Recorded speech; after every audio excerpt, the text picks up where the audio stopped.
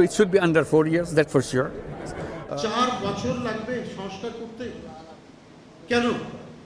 সংস্কার তো যুগে যুগে বিপ্লব আন্দোলনের নেতৃত্ব দিয়েছে মানে পলিটিক্যাল পার্টি তৈরি করেছে, কনস্টিটিউশন, পার্লামেন্ট। এটা তো আমরা ইউরোপের ইতিহাসে দেখছি, সেই 1215 সাল থেকে এখন পর্যন্ত। এটা তো রাজনীতিবিদদের অবদান। সেই ক্ষেত্রে বলা হয়েছে যে ঠিক আছে, এখানকার যারা সুশীল সমাজ, বিজ্ঞ সমাজ বা অন্তর্বর্তীকালীন যে সরকার, তারা একটা পরামর্শ দিক সংস্কারে। আমাদের লড়াই যে বাচ্চারা আজকে যাদের 20, 22, 25 বছর বয়স, যারা ভোট দিতেই পারেনি, ভোট দেওয়াই জানে না, তারা আর কতদিন বঞ্চিত হবে?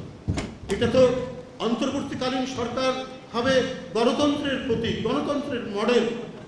তারা সেটি না করে এই যে প্রলম্বিত করা এক ধরনের, আমার মনে হচ্ছে কোথাও যেন একটা কোনো জটিলতা হচ্ছে, যেখানে একটি মানে গণতন্ত্র চর্চা এবং রাষ্ট্রের গণতান্ত্রিক বিকাশ গড়ে তোলার ক্ষেত্রে কোথাও বোধহয় কোনো সমস্যা হচ্ছে।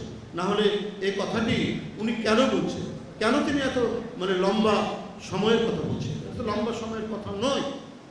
সরকারের মধ্যেই কোথাও কোনো জায়গায় ঘাপলা আছে।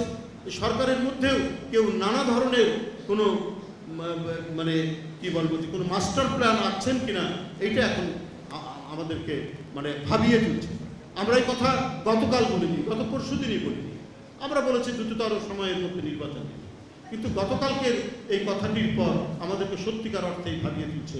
উদ্দেশ্যটি কি সেটা মানুষ জানতে চায়।